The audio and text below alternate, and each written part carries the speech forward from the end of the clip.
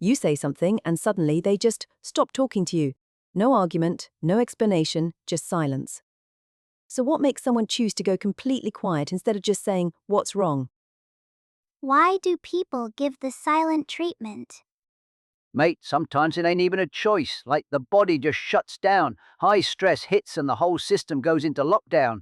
Words stop coming, the mouth stops working, and you're just frozen. Is the body treating an argument like it's a threat? Same as if something jumped out at you in an alley. And if you grew up around someone whose moods were all over the place, unpredictable, explosive, your body learned early that going quiet was the safest move. Keeps your head down, avoids the blast. That gets wired in, mate. Deep. And here's the other bit. Silence can also be the body's way of pulling back just enough to stop being overwhelmed, while still kind of hoping the other person steps closer. It's not always strategy, little buddy. Sometimes it's just the body doing what it knows how to do to get through in one piece. Why do people give the silent treatment? Okay, so the thing is, talking feels really risky, right? Like, what if you start talking and then you cry? Or you say something too harsh and it makes everything worse? Or you admit something and then they use it against you? And then there's the rejection thing. What if you open up and they just don't care? So silence feels safer. It's not great, I know, but it buys time. It creates distance while you figure out if you can trust yourself to stay calm or trust them to stay calm.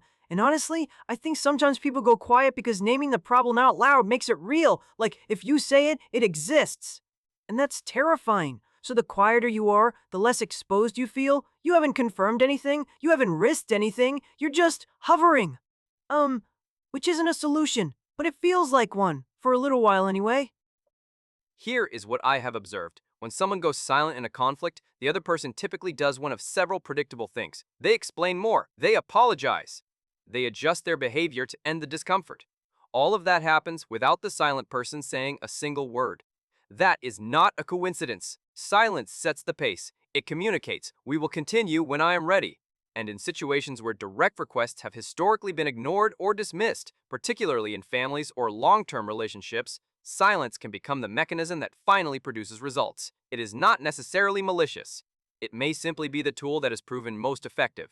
If asking directly does not work and explaining does not work, but withdrawing does work, then the pattern will repeat. It is cause and effect. The behavior continues because the outcome justifies it. Why do people give the silent treatment? Look, when someone disrespects you, you don't owe them a conversation. Simple. Silence says, "You don't get access to me right now." That's not petty, that's boundaries, but there's more to it. If they talk first, they show their hand. They admit they're hurt. They get emotional. That looks weak.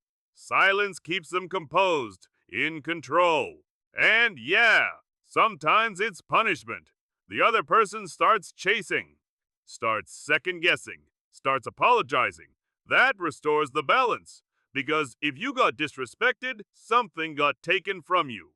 Silence takes it back. Talking first feels like surrender, champ.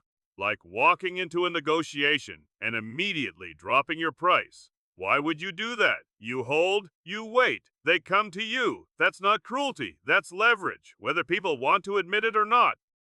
Oh, sweetheart, this one really does come from a place of caring, even when it doesn't look like it. A lot of people go quiet in conflict because they're terrified that saying the wrong thing will damage the relationship. So they hold back. They disconnect, hoping to protect the bond, even though to the other person it just feels like rejection. And sometimes, and this is the part that really breaks my heart, sometimes the silence is a kind of test. It's asking, will you come after me? Do I matter enough for you to try? Because when someone already feels a little left out, a little unseen, silence can feel like the only way to find out if they're truly valued. They pull away before they can be pushed away. It's not the clearest way to communicate, dear, I know. But underneath it, most of the time, there's just someone who really, really wants to know they belong.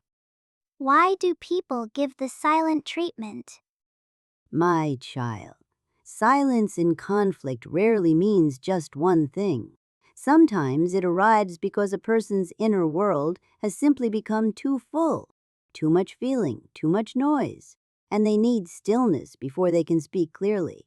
That is not cruelty. That is a person trying to hold themselves together. But silence can also be something learned over a long time.